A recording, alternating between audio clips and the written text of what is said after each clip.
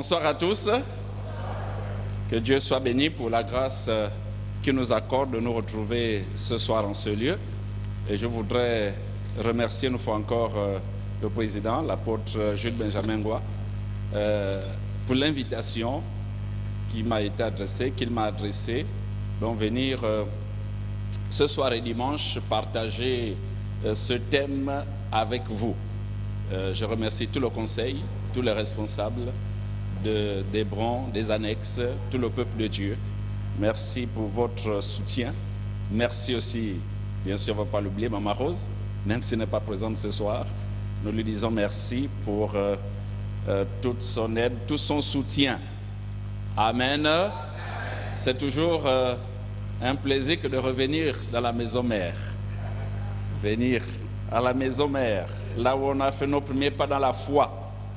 Oui, la journée du pasteur, c'est le sujet qui nous rassemble et nous voulons donc parler de l'importance de cette journée du pasteur. Et nous voulons d'abord bénir Dieu, rendre grâce au Seigneur pour notre Église, les Assemblées de Dieu du Gabon, qui à travers ses serviteurs, à travers ses responsables, restent à l'écoute de la voix de Dieu. Et restant à l'écoute de la voix de Dieu, nous n'hésitons pas de revenir quand on se rend compte qu'on s'est trompé. Nous n'hésitons pas de remettre les choses en place lorsque l'Esprit de Dieu nous convainc. C'est vrai que nous prenons du temps, mais c'est un temps nécessaire. Et lorsque tout le monde est convaincu, alors on s'engage. C'est vrai que ça fait quand même quelques années, on parle de la journée du pasteur, mais Dieu a permis que ce soit en 2019, que cela soit, on va dire, institutionnalisé, que cela soit mis dans nos statuts et que cela soit lancé au niveau national. Donc nous bénissons Dieu pour cela. C'est vrai que le concept de la journée du pasteur, c'est un concept nouveau au niveau des assemblées de Dieu. Et quand c'est nouveau, ça amène des interrogations. Ça amène à se poser beaucoup de questions. Les gens sont curieux, les gens même sont hésitants. Et ça nécessite beaucoup d'explications. Il faut expliquer pourquoi, il faut expliquer pourquoi. On pose toujours des questions, mais il faut toujours expliquer. Et nous sommes là pour expliquer dans la mesure du possible. C'est vrai qu'il y a beaucoup de questions. Je disais l'importance de la journée du pasteur. Pourquoi une journée du pasteur? Quelles sont les dispositions à prendre pour sa réussite? Et le président a déjà introduit avec ces questions. L'article 171 du règlement intérieur, 171 bis, du règlement intérieur des assemblées de Dieu stipule: il institue au sein des assemblées de Dieu du Gabon une journée du pasteur. L'institutionnalisation de cette journée a pour objet de permettre aux disciples du Seigneur d'honorer solennellement par leurs biens matériels et financiers et autres les serviteurs de Dieu, selon Galates chapitre 6, verset 6. L'organisation de cette journée est laissée à la libre appréciation de chaque église locale, c'est-à-dire en matière d'organisation. Fin de citation. Donc ça c'est l'article, je disais, 171 bis du règlement intérieur des assemblées de Dieu. Donc si c'est dans le règlement intérieur, ça veut dire que c'est déjà adopté et nous ne pouvons que mettre cela à exécution. Alors, c'est sur cette base que nous avons donc décidé cette année d'organiser une journée que je vais appeler une journée commune du pasteur, parce que nous, c'est vrai qu'on l'avait commencé, il y a eu quelques églises aussi qui avaient déjà lancé, mais chacun organisait cette journée à sa date. Alors cette année, nous avons dit non, au lieu de le faire chacun dans sa date, nous allons fixer un seul jour et nous allons l'organiser dans toutes nos églises. Et c'est ainsi que nous avons arrêté la date du 12 juin 2022. 12 juin 2022. Et chaque église locale doit donc se préparer afin d'honorer de façon spéciale, de façon convenable, honorer comme cela se doit son pasteur ou encore ses pasteurs. Il y en a qui ont un seul pasteur, il y en a qui ont plusieurs pasteurs. Donc c'est une date normalement qu'il faut consigner. Bon, maintenant, si au niveau des brons, compte tenu du calendrier, vous décidez de décaler, bon, ça, ce sera au niveau local. Alors, avant d'aller plus loin, un peu de façon pratique, bien aller plus loin dans la journée du pasteur proprement dite, permettez-moi de revenir sur quelques principes bibliques concernant d'abord le Lévite. Je sais que vous avez déjà été enseigné là-dessus, mais permettez-moi de revenir sur la vie du Lévite ou sur la prise en charge du Lévite, sans entrer dans tous les détails, mais il est important quand même de se rafraîchir toujours la mémoire, comprendre ce qui se passait déjà dans la Bible. Vous savez que Dieu s'était disposé une tribu. Il s'était mis à part la tribu de Lévi. Lévi était le 3e fils de Jacob. Et son nom signifie attachement. 3e fils de Jacob. Et Dieu avait dit qu'il mettait à part cette tribu pour le sacerdoce, pour le service. Et que Lévi, la tribu de Lévi, ne devait pas avoir de possession au milieu de la nation d'Israël. Et Dieu va même jusqu'à dire que lui, Dieu, est sa part, Dieu est sa possession.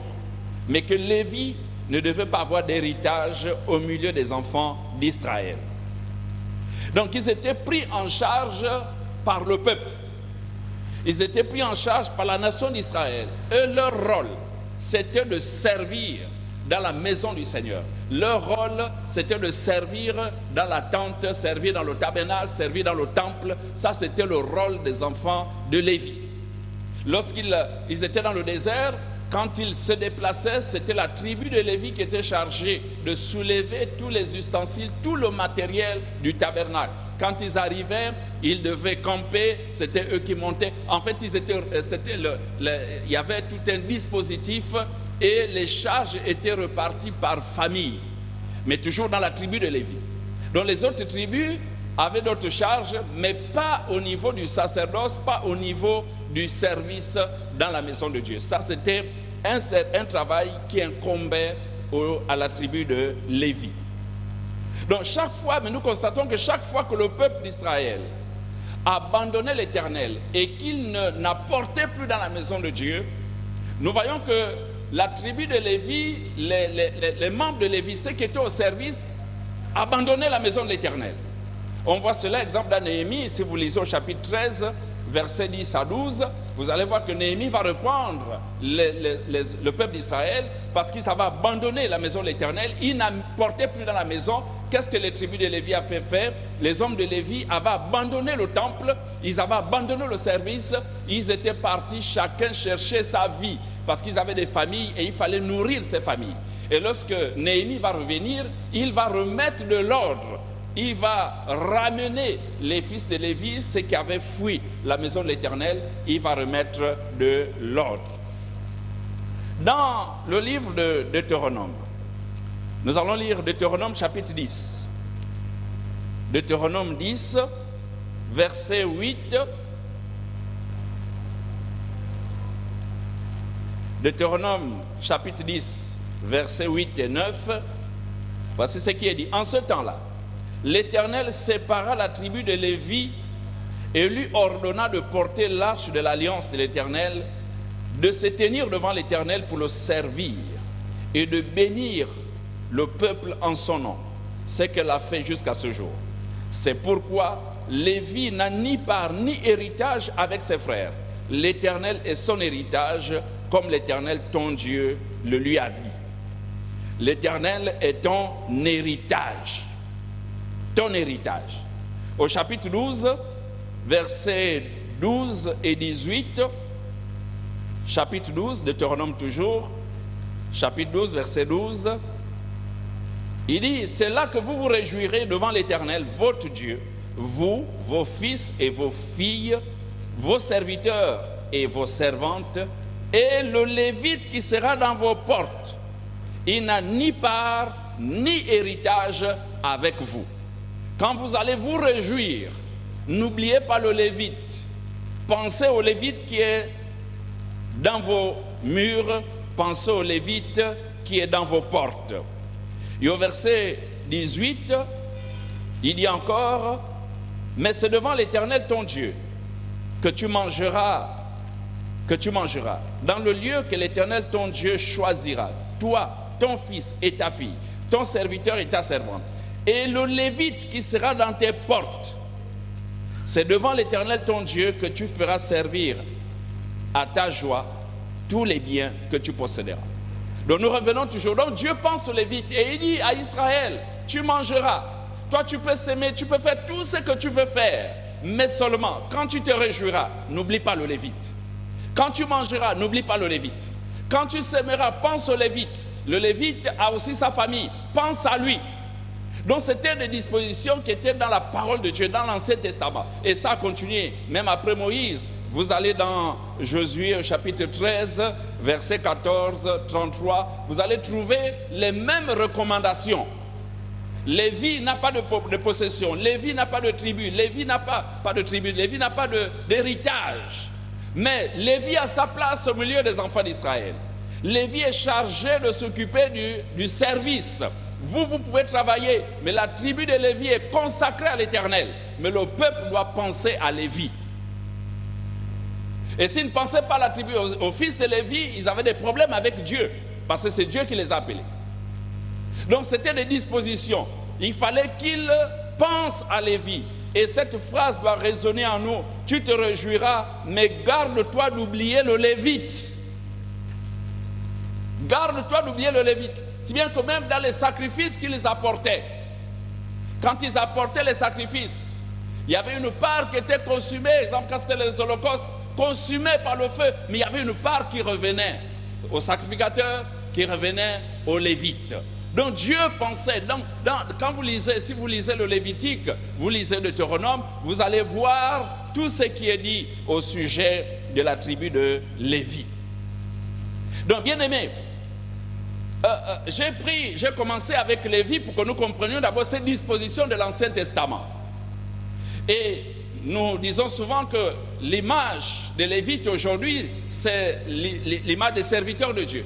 Les Lévites, c'est l'image des serviteurs de Dieu aujourd'hui qui sont consacrés au service de l'Éternel, au service à plein temps, au service de Dieu auprès des hommes. Parce que nous servons Dieu auprès de qui? Nous servons Dieu auprès des hommes. Nous servons Dieu en nous occupant des âmes, des hommes et des femmes que vous êtes. Donc l'Église a la responsabilité de prendre soin de leurs bergers. Amen. L'Église a la responsabilité de prendre soin de leurs bergers. L'Église a la responsabilité de prendre soin de son berger. C'est une responsabilité parce qu'il est à plein temps, parce qu'il est là pour le peuple. Alors nous arrivons, après donc avoir fixé un peu ces points, nous arrivons à la journée du pasteur. Nous allons faire une transposition, il y a beaucoup de choses à dire, mais je ne vais pas m'attarder sur ça. Je vais aller donc à la journée du pasteur. Sur la base de ce qui se faisait à l'endroit des Lévites, nous comprenons que la notion du soutien des serviteurs de Dieu est biblique. Le soutien des serviteurs de Dieu n'est pas une invention moderne. Le soutien des serviteurs de Dieu est une institution biblique. C'est dans la Bible, depuis l'Ancien Testament. Et nous pouvons parcourir les Écritures. Et je saute certains détails parce que je sais que vous avez été largement instruits au sujet du soutien des serviteurs de Dieu. Mais c'est toujours bon de rafraîchir la mémoire parce que nous sommes un peuple oublieux. Nous oublions souvent. Et demain, nous faisons dormir les vérités que nous avons reçues. Donc c'est bon de revenir. Alors, au lieu de se souvenir du Lévite une fois en passant, au lieu de se souvenir du pasteur une fois en passant, une journée dédiée à ces hommes a été bien pensée et mise en place par une journée dédiée à la célébration ou bien à rendre grâce à Dieu pour l'existence de ces hommes. Je pense que c'est bien pensé. Je ne sais pas où est-ce que ça a commencé? Vraiment, je n'ai pas eu le temps de faire des recherches pour remonter. Mais nous, au Gabon, nous savons que ça a commencé quand même. Amen. Donc ça a été bien pensé. Ça a été bien pensé. avoir une journée spéciale. Ailleurs, on appelle ça journée d'appréciation du pasteur. Ailleurs, c'est comme ça qu'on l'appelle. Journée d'appréciation du pasteur. Nous nous appelons journée du pasteur. Je ne sais pas si vous comprenez un peu l'expression là. Journée d'appréciation. Tu apprécies le ministère de ton pasteur. Tu apprécies le rôle qu'il joue dans ta vie. Journée d'appréciation. Donc, déjà dans notre esprit, quand on voit ça, on pense à une célébration. Une journée de célébration des ministères. Ce n'est pas la retraite, hein? La retraite, ça c'est autre chose. Nous avons un souci. Je ne sais pas si c'est tout le monde, je ne sais pas si c'est seulement les francophones, mais nous avons un souci. Notre souci, c'est qu'on n'aime pas apprécier les gens quand ils sont présents. Et on n'aime pas apprécier les gens quand ils sont vivants. C'est quand ils meurent que vous voyez la chambre remplie de couronnes. Quand ils meurent, c'est là où il y a tous les beaux discours. Tous les beaux discours. Ce qu'il n'a jamais entendu, là le cadavre entend. Quand il est allongé, c'est là qu'on vient tout dire. Vraiment, c'était un homme de bien. Vraiment, il m'avait fait ceci. Ah, j'ai gardé ça dans mon cœur, mais tu ne le lui as jamais dit. Et nous aimons ça. Attendre quand la personne est décédée. Mais là, nous disons non, pas quand la personne est décédée, du vivant de la personne. Et c'est aussi bon, comme dit le président, qu'il soit là assis et qu'il voit un peu comment l'église célèbre.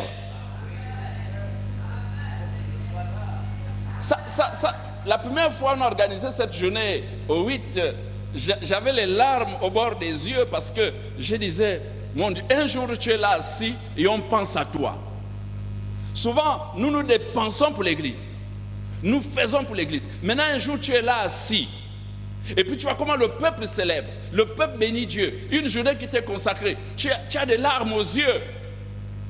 Tu as des larmes aux yeux parce que c'est nouveau. Souvent, nous sommes dans un service, c'est vrai. La Bible dit que vous avez reçu gratuitement, donné gratuitement. Ce n'est pas du donnat-donnat. Mais savoir quand même apprécier le service qui est fait, ça donne du courage et c'est un encouragement. Et tu as envie de faire plus. Tu as envie de faire plus. Mais quand tu fais seulement, oh merci, oh, il y en a qui disent merci, il y en a qui disent même pas merci. Vous savez, même le merci est utile. Et le merci fait du bien. Mais demande, disons même pas merci. Bon, nous encore les hommes, même à la maison. Mais merci est important. Les frères. Amen. Amen.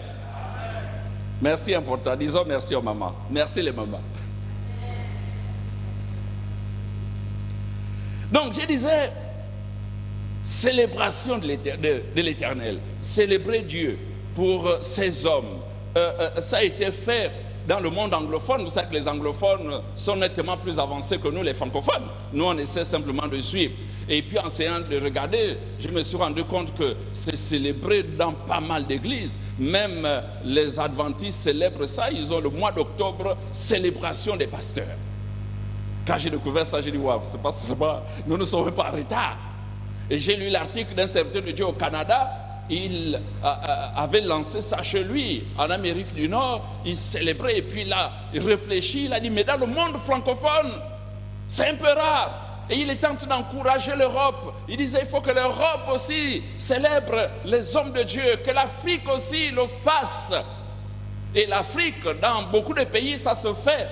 Ça se fait en Afrique de l'Ouest, ça se fait même en Afrique centrale, dans d'autres pays, ça se fait. Et gloire à Dieu, si au niveau du Gabon, nous aussi, nous pouvons emboîter le pas. Si au niveau des assemblées de Dieu, on peut célébrer Dieu pour ces hommes qui travaillent 24 heures sur 24, 12 mois sur 12. Vous savez que même lorsqu'ils prennent les congés, en réalité, ils ne sont même pas en congé. Parce que de là où ils sont, ils prient. Et ils ont toujours le souci de l'église. Même quand nous voyageons. Vous pensez quand on voyage là, on voyage et puis on a oublié l'église, zéro. Là-bas on réfléchit même. Tu penses, pendant que tu es là, tu penses à ton église. Quand je vais rentrer, je vais faire quoi? Quand je vais rentrer, ce sera comment? Tu es en contact, tu veux suivre. Le culte s'est passé comment? Ça s'est passé comment? Exactement, comme vous voyez l'apôtre Paul, il disait qu'il avait les soucis des églises. Et c'est le souci des serviteurs de Dieu. Même quand ils sont en voyage, ils ne sont pas en repos. Même quand il dit pas les congés, il n'est pas en congé. Peut-être physique, vous ne le voyez pas. Mais spirituellement, il n'est pas en congé parce qu'il pense à l'église. Donc, ils se sont donnés. Sauf si ce n'est pas un homme de Dieu qui a le souci des âmes. Mais quand il a le souci des âmes, il ne dort pas. Quand il a le souci des âmes, même quand il dort, son esprit travaille. Donc 24 heures sur 24. Heureusement que Dieu nous a aussi donné des bonnes épouses. Sinon, ça devait être chaud dans les maisons. De temps en temps, elle revendique, et puis tu la calmes. Tu vois, c'est l'œuvre de Dieu, comprends. Mais sauf que quand ça chauffe aussi, les chrétiens ne comprennent pas que le pasteur est engagé pour eux. Pour eux. Donc, bien aimé, cette journée est la bienvenue. Et puis, j'ai pensé à un texte que nous trouvons dans 1 Corinthiens. 1 Corinthiens au chapitre 9. Paul dit des choses vraiment intéressantes dans ce passage. 1 Corinthiens chapitre 9, à partir du verset 4.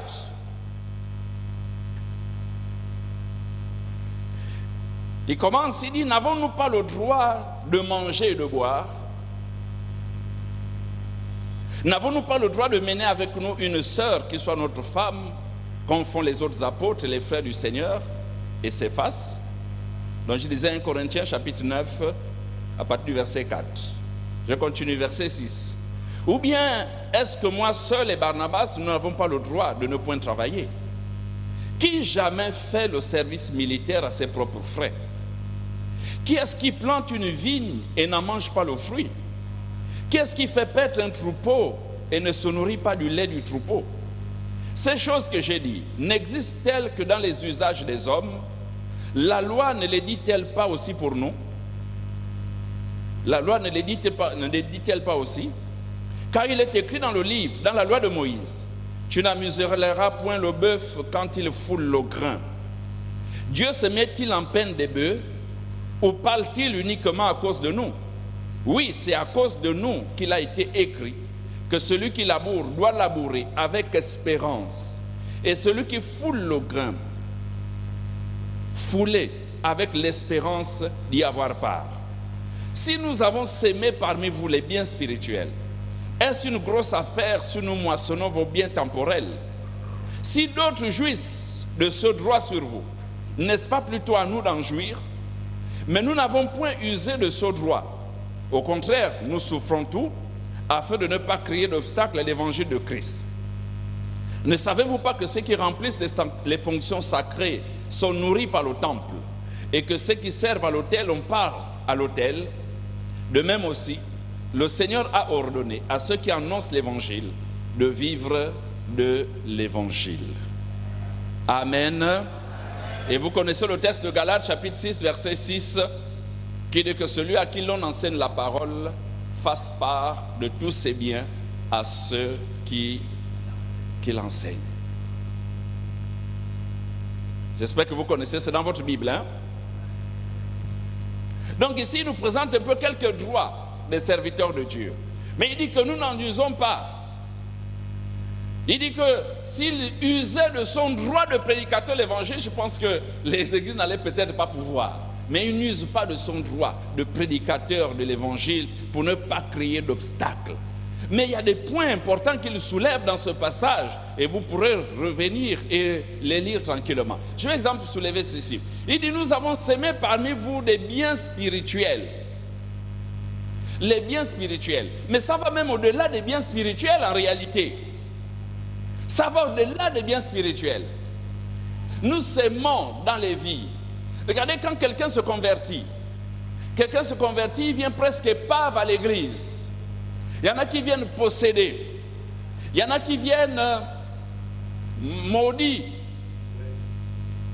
Maudits. Sa vie est pave. Vraiment, pas d'avenir. Mais quand il se convertit là à l'église, sur le ministère qui se produit à l'église, sa vie va changer. Et voilà quelqu'un peut-être qui n'était pas destiné à se marier, qui va se marier. Quelqu'un qui ne pouvait pas travailler, qui va travailler. Quelqu'un qui ne pouvait pas faire l'école, qui va faire l'école. Peut-être dans sa famille, personne ne réussit.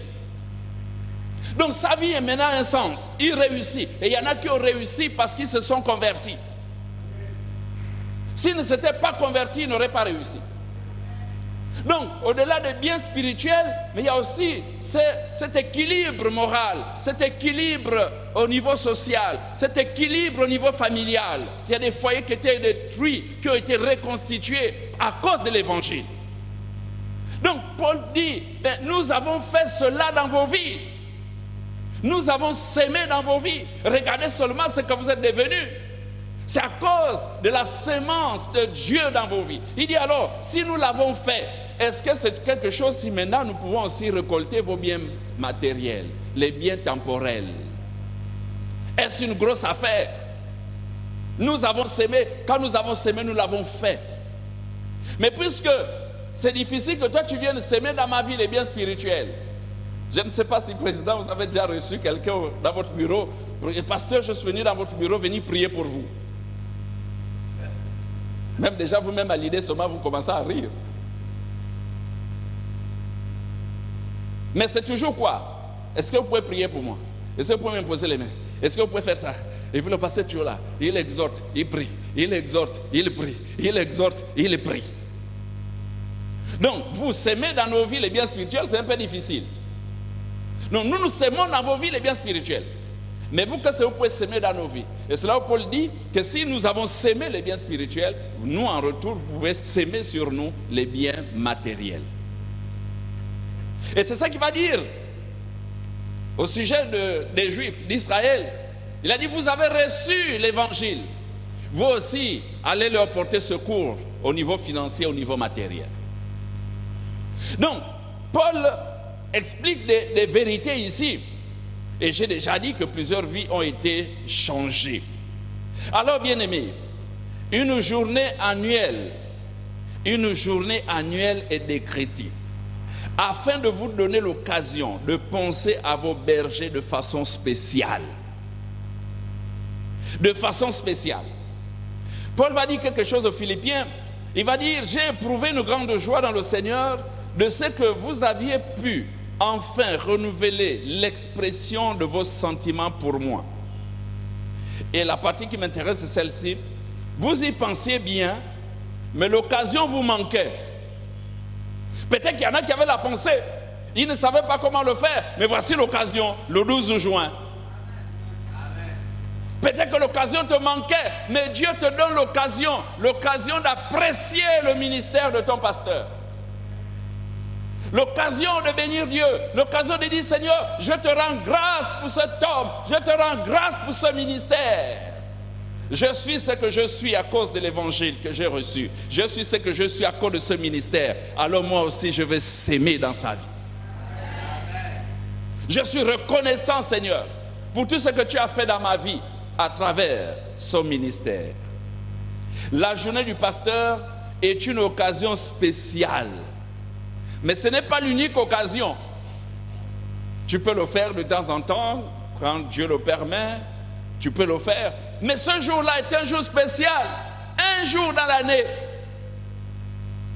Un jour dans l'année, où chacun se prépare, surtout que la date est connue bien avant. Donc, bien-aimé, reconnaître Dieu pour ce ministère, je pense que c'est une bonne chose. Quand je parle de célébration, c'est vraiment célébration. Vous savez, bon, nous on a beaucoup de retenues, même quand on fait journée d'action de grâce, c'est toujours avec beaucoup de retenues, nous sommes toujours, vous savez, on a toujours notre mentalité française, hein, dans tout ce qu'on fait. Même quand on accepte le Seigneur, c'est toujours dans notre mentalité. Quand on veut se réjouir, c'est toujours avec beaucoup de restrictions. Quand on veut donner, c'est toujours avec beaucoup de restrictions. Journée d'action de grâce, c'est une journée de célébration. Quand on dit journée du pasteur, c'est une journée de reconnaissance. En fait, c'est une journée de reconnaissance. Amen. Quand on parle de reconnaissance, pas avec un visage triste.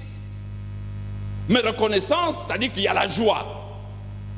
Reconnaissance, c'est-à-dire qu'il y a le plaisir de faire. On ne le fait pas avec un cœur serré. Non, on le fait avec un cœur dégagé, on le fait avec amour, on le fait avec joie. Et quand tu le fais avec joie, c'est même là où tu as ta bénédiction. Mais quand c'est avec un cœur serré, il n'y a pas de bénédiction.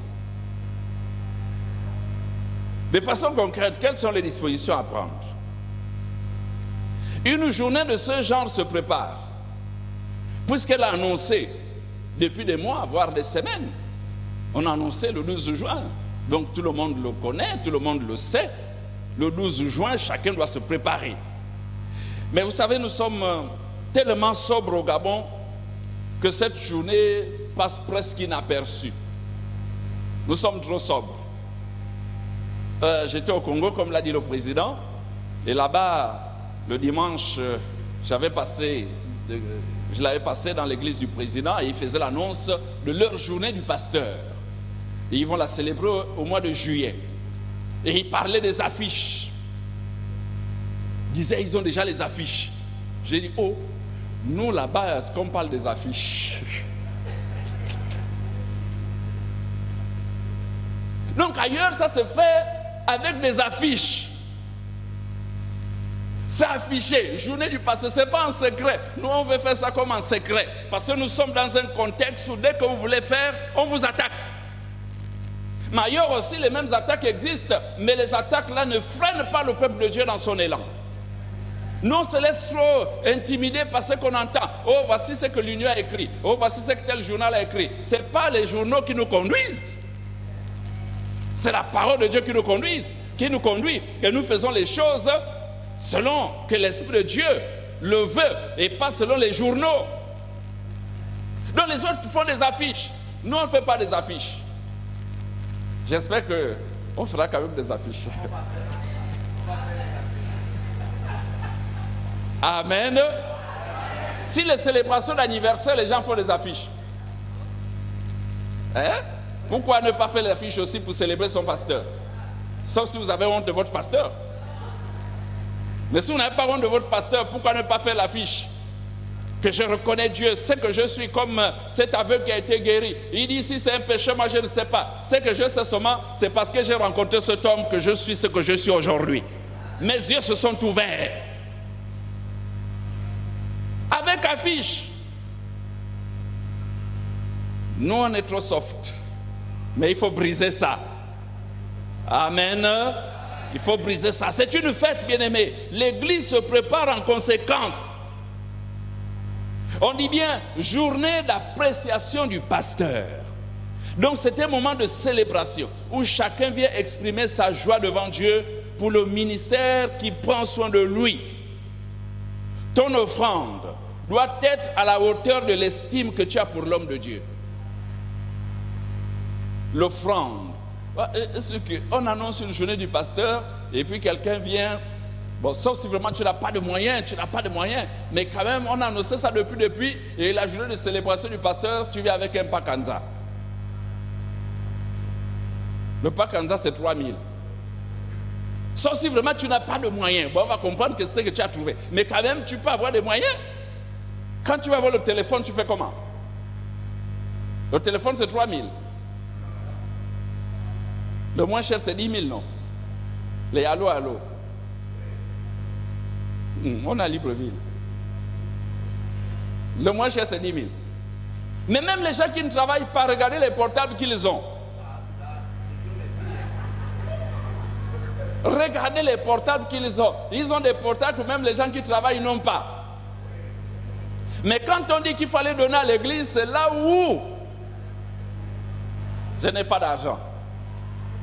Regardez les chaussures que les gens portent, les chômeurs. Pas tous, mais certains. Non, quand on veut, on peut. Et on peut se battre. Amen.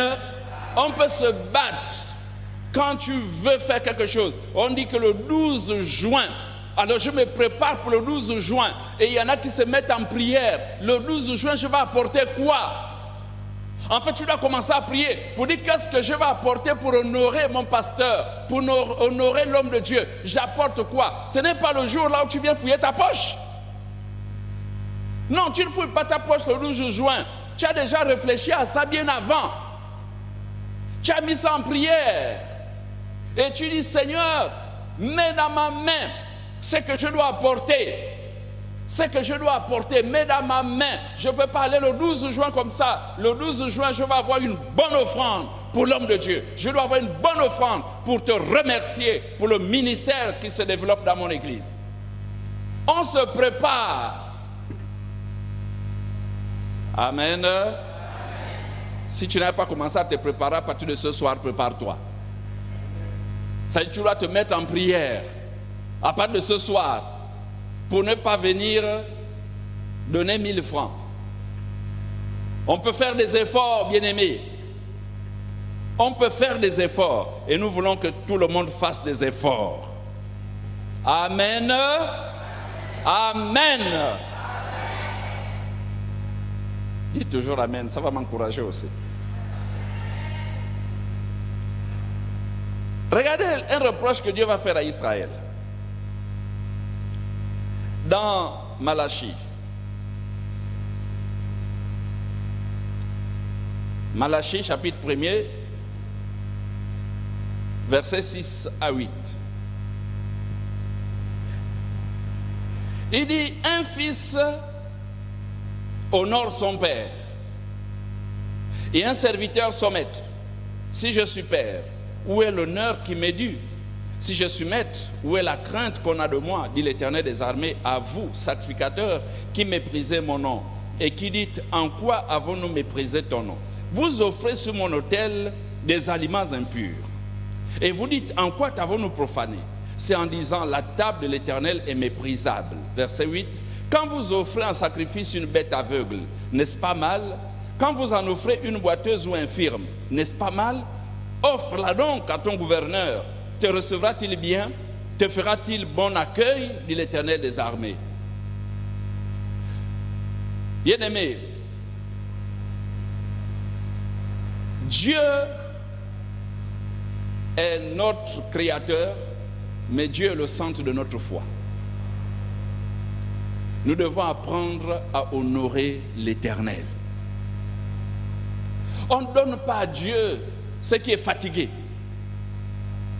Et c'est le reproche qu'il leur fait. Il dit, mais quand ce sont vos gouverneurs, vos chefs, vous apportez de bonnes choses, mais quand c'est dans ma maison, vous apportez des bêtes chétives, malades. Il dit, prends un peu cette bête, cet animal, va l'offrir à ton gouverneur. Mais je pense que quand nous voulons honorer, même nos parents, nous voulons honorer des grands, on choisit ce qui est bien. Ce qui est bien. On a vu ça dans les villages. Quand les mamans veulent honorer leur chef, bien, il y a un notable qui doit passer. Vraiment, ils choisissent des choses bien. Si c'est des régimes de bananes, c'est des bons régimes de bananes. Si c'est le coq, ils vont chercher un bon coq. Mais on n'amène pas les trucs, tu vois là, c'est malade, l'œil est malade, et puis c'est ça que tu vas lui offrir. Mais il n'y a que des moments à l'église où on fait ça. Le billet fatigué que même le boutiquier du quartier va refuser, c'est ce que tu mets dans la corbeille. C'est pas bien. Et j'ai dit que si tu veux honorer l'homme de Dieu, prépare quelque chose de bien. Amen. Prépare quelque chose de bien. À partir de cette nuit, mets-toi en prière. Seigneur, le 12 arrive. J'ai encore plus d'un mois. Plus d'un mois pour me préparer. Plus d'un mois, qu'est-ce que je vais offrir? Mets-toi en prière. Dieu va t'inspirer. Et il va mettre dans ta main ce que tu donneras. Dans un premier temps, pour revenir, et j'insiste, c'est une journée de reconnaissance. Cette journée de reconnaissance, on n'est pas d'abord libre. C'est une journée de reconnaissance. Je reconnais Dieu, je bénis Dieu, j'ai déjà expliqué. Dans un deuxième temps, ça peut être une journée orientée. Quand je dis journée libre, ça veut dire que chacun peut être libre d'apporter ce qu'il va apporter. En fonction de ce que Dieu met dans sa main. Il y a beaucoup de choses qu'on peut apporter. Au niveau vestimentaire, au niveau de la maison, au niveau financier, on peut apporter, chacun peut réfléchir ce qu'il peut apporter pour honorer l'homme de Dieu. Mais ça peut aussi être une journée orientée selon les besoins spécifiques du serviteur de Dieu. L'Église peut aussi réfléchir et voir les besoins de l'homme de Dieu. Exemple, ici au Gabon, l'idée qui a traversé, c'est de dire, voilà, il y a un besoin crucial chez les serviteurs de Dieu. Nous voulons les aider à travers cette journée, peut-être avoir une maison à construire, avoir un terrain. Ça, c'est une orientation. On peut avoir une orientation. Et l'Église peut s'organiser en disant, nous voulons orienter, nous voulons aider, bien sûr en discutant avec le serviteur de Dieu. Donc un besoin est constaté, alors on se mobilise pour combler ce besoin. Ça peut même être peut-être l'achat d'un véhicule. L'Église se mobilise en disant, voilà ce que nous voulons faire dans cette journée. Donc pour ça, le peuple peut se préparer et on se prépare individuellement. Chacun se prépare individuellement. Mais on peut aussi se préparer en groupe. On peut aussi, en dehors peut-être des actions qu'on peut porter de façon personnelle, mais il y a aussi l'organisation, peut-être une famille peut se mettre ensemble, un groupe d'activités peut se mettre ensemble, exemple la chorale peut se mettre ensemble, un département peut décider que nous aussi, voilà, nous allons nous organiser, tel comité peut s'organiser afin de poser un acte fort. Parce que quand on est ensemble, c'est plus fort. C'est qu'un seul ne peut pas faire, le collectif peut bien le faire. Mais ça, c'est des organisations, on se prépare avant. Et vous pouvez vous organiser, vous pouvez vous préparer. Donc, il faut ça. Mais il faut aussi, pour que ça marche, il faut aussi avoir des bons communicateurs. Des communicateurs qui ont compris la vision et qui savent bien parler. Pas des gens qui embrouillent les autres. Mais des gens qui savent bien parler. Et qui peuvent faire des annonces, qui peuvent sensibiliser pour motiver le peuple. Il faut des communicateurs. Pour ça, c'est difficile. On est formés comme ça. Depuis les vieux, on nous a formés comme ça. C'est difficile nous-mêmes de venir là. Moi, j'ai la force de parler parce que je suis ici. Mais c'est difficile de te lever dans ta propre église et puis de venir parler de toi-même. C'est un peu difficile. De venir toi-même là, tu chauffes l'église, voilà, c'est ma journée.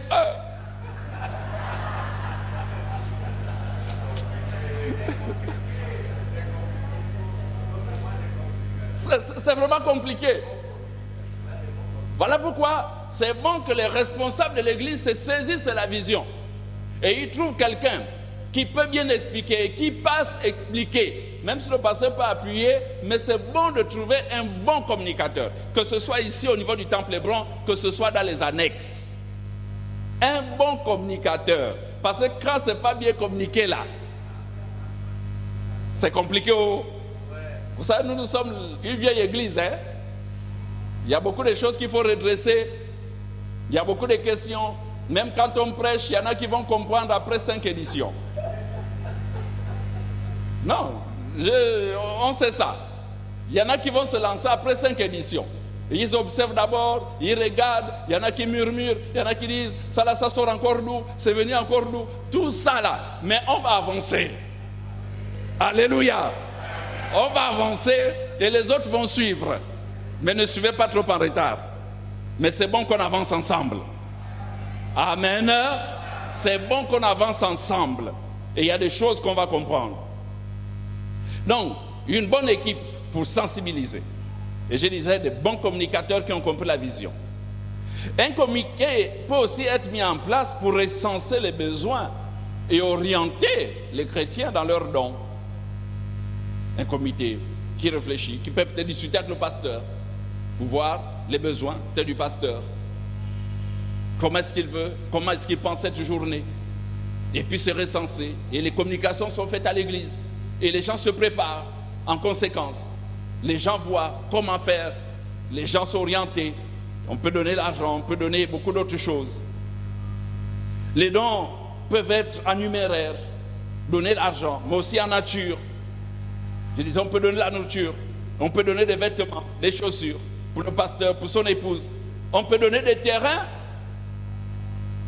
qui peuvent être même revendus.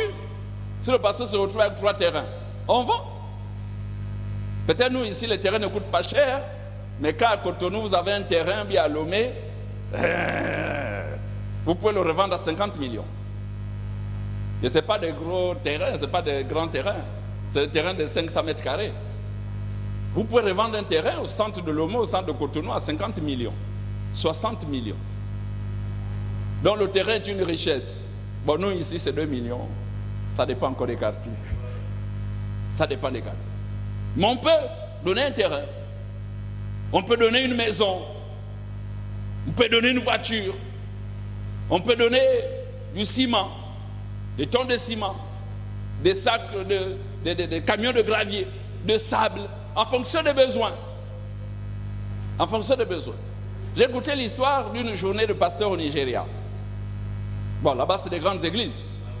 Et eux, ils savent donner. Et ils donnent. Et dans l'église s'était préparée cette année-là.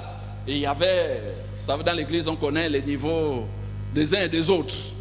Et puis, il y avait d'eux qui se concurrençaient un peu. Bon, c'est leur monde, hein. Ne les critiquez pas. C'est leur monde. C'est comme ça qu'ils sont. Ils sont comme ça. Et puis, ils regardaient. Lui, là, il va donner quoi? Il s'est renseigné. Et il a trouvé que l'autre, là-bas, devait donner une voiture. Une voiture déjà de certain standing. Et quand il a découvert cela, il est parti acheter une autre voiture niveau supérieur. Et le jour en question, ils sont arrivés et ils ont donné. Et l'autre là qui avait acheté la voiture est sorti avec son véhicule. Voilà, il a vanté, il a parlé. Quand il a déposé les clés, l'autre aussi sort. Il dit non, mon pasteur ne peut pas rouler dans une voiture comme ça. Il dit voici, moi le véhicule que je donne au pasteur. Mais ils font ça dans l'ambiance, il n'y a pas de jalousie. C'est dans l'ambiance que ça se fait. Et tout le monde est content. Quand ils sortent de là, c'est avec joie. Il n'y a pas de jalousie, il n'y a pas à dire que lui là, je vais maintenant la vouloir. Non, c'est dans la joie que ça se passe.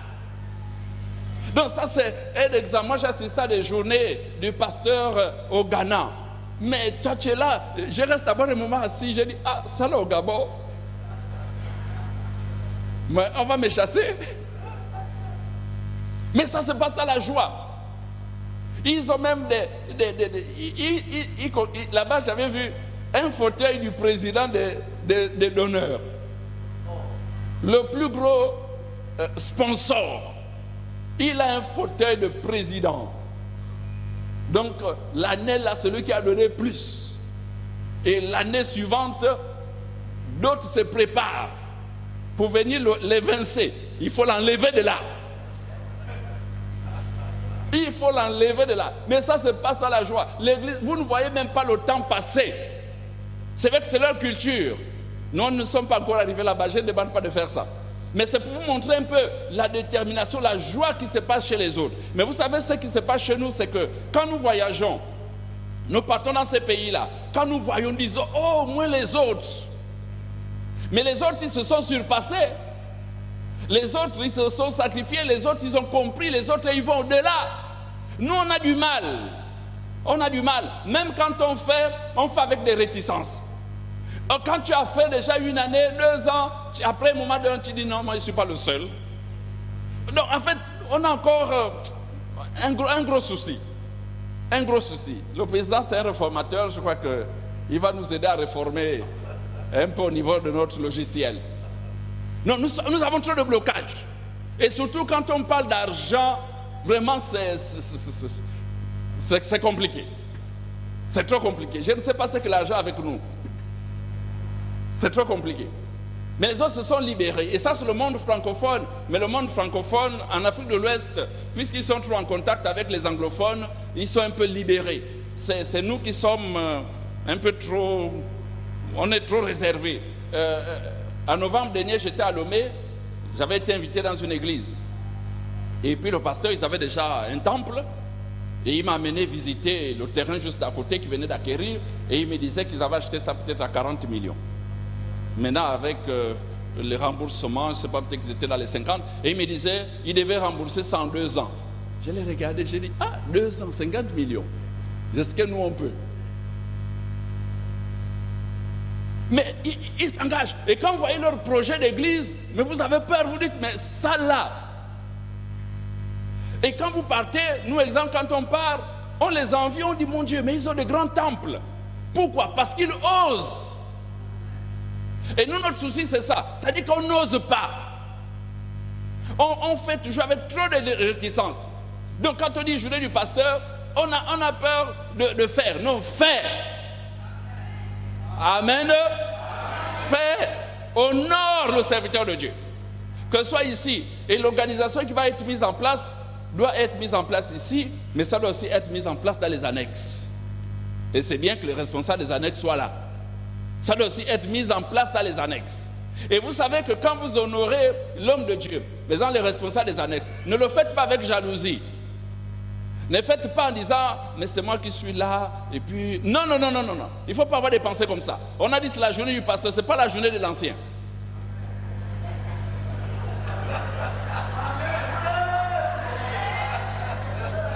Non. Ce n'est pas la journée du délégué pastoral. On a dit c'est la journée du pasteur. Et moi j'ai même vu au Ghana, quand on dit journée du pasteur, c'est pour le pasteur principal de l'église. Ce n'est même pas pour les adjoints, c'est lui qui donne aux adjoints. Bon, c'est comme ça qu'ils font. C'est comme ça que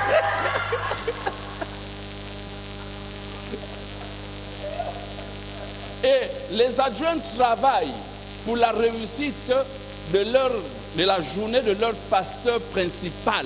Et là-bas, il appelle le PP. Hein, pasteur Simon? Le PP. Le pasteur principal. Et c'est comme ça qu'il travaille. Non, je vous dis ça seulement pour vous montrer un peu... J'ai soulevé le problème de jalousie. Il ne faut pas avoir des pensées comme ça. Travaille pour ton pasteur. Amen. Tu fais bien l'annonce pour ton pasteur. Le stagiaire, tu travailles pour ton pasteur. Toi, quand tu seras pasteur aussi, on te le fera. Mais si tu bloques, on bloquera aussi pour toi. C'est des principes. C'est des lois. Travaillez pour que ça marche dans vos annexes. Faites bien les annonces dans vos annexes. Ne bloquez pas. Laissez le peuple libre de s'exprimer. Amen. Il faut que ce soit une journée de joie. Pour une première fois, ça doit être une réussite. Un coup d'essai, ça doit être un coup de maître. Amen. Donc il faut cette mobilisation, il faut cette préparation. Vous devez déjà réfléchir, chacun de façon individuelle. Dans les familles, mettez-vous en groupe, réfléchissez. Nous on donne quoi cette année? On donne quoi? On donne quoi? On honore notre Père. Parce que c'est le Père. Malachie nous a dit, un fils honore son Père. Et vous avez la loi de mission, vous avez Papa Jude. Hein? C'est pas parce que Simba, parce que Simba va dire c'est le fils, c'est votre... Mais c'est Papa Jude. Il est au rang des patriarches. Et vous faites comment? Mais ce n'est pas seulement vous, hein, c'est aussi nous à Péniel. Donc c'est une autre mission que nous avons. Mais il faut que ça réussisse. Amen. Ça doit réussir. Et j'ai dit quoi? Tu dois te mettre dans la prière. Mets-toi dans la prière. Dieu va t'orienter. Si tu sèmes, vous le savez, Dieu n'oublie pas celui qui sème. C'est une loi spirituelle. Voilà donc, journée du pasteur, c'est une journée de célébration. C'est une journée de reconnaissance pour le ministère qui s'exerce. Donc c'est une fois dans l'année. On peut le faire à d'autres circonstances. On peut le faire dans d'autres occasions. Mais ce jour-là est un jour spécial. Donc le peuple de Dieu se mobilise. Chacun se prépare. Mais nous pouvons aussi faire des préparations en groupe. On peut aussi faire, donc, s'organiser par département. On peut s'organiser par famille. Venir donner une offrande d'une grande portée. On doit mettre en place des groupes de réflexion, des groupes qui travaillent pour la réussite de cette journée. Il faut concevoir peut-être un spot, il faut concevoir peut-être une affiche. Comment faire pour emballer tout le monde? Vous savez, aujourd'hui, nous sommes tous dans les réseaux sociaux. Donc, ça circule. Et les jeunes, là, quand ils ont pris une affiche, ils balancent et ça part partout. On peut même inviter des gens à cette journée-là. Donc, c'est nous qui l'organisons. Donc, réfléchissez, mais ayez aussi des bons communicateurs. des bons communicateurs, parce que tout se passe là dans la communication. Amen. Nous allons continuer dimanche par la grâce de Dieu. Nous allons prier.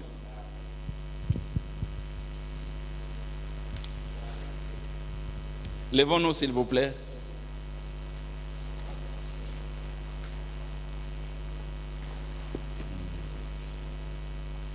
Nous voulons prier pour que cette parole demeure en nous. Commencez chacun à prier pour dire, Seigneur, je veux me préparer pour cette journée. Je veux que tu me diriges, que tu m'orientes. Que je ne prenne pas cette journée à la légère, mais que ce que je vais poser comme action soit à la hauteur de l'estime que j'ai pour mon pasteur, la reconnaissance de ce pasteur, de ce ministère qui s'exerce là. Est-ce que nous pouvons élever nos voix? Seigneur, merci pour ta grâce. Merci pour ta grâce. Merci pour ton amour. Merci pour ta fidélité, Père. Oui, que ta parole soit bénie dans nos cœurs. Que tu nous donnes, Seigneur, vraiment de nous engager. Libère nos cœurs, Seigneur, pour que cette journée du 12 juin soit une journée réussie, Seigneur, ici au Temple Hébron, dans ses annexes, Seigneur. Nous voulons une mobilisation générale, une mobilisation de tout le peuple de Dieu. C'est nous donne de comprendre la nécessité et donne-nous de nous investir, Père. Nous voulons nous investir pour la réussite de cette journée. Seigneur, bénis ton peuple, mets dans le cœur de chacun, Seigneur, ce qu'il doit apporter. Nous ne voulons pas apporter de façon légère, Seigneur, avec négligence. Non, mais avec amour, avec joie, Seigneur. Ôte la tristesse, parce que ta parole nous dit que tu aimes ceux qui donnent de tout leur cœur, avec joie, et non avec tristesse, Seigneur mon Dieu. Bénis ton peuple, Père. Bénis chacun. Et que tes serviteurs, Seigneur, abondent en actions de grâce.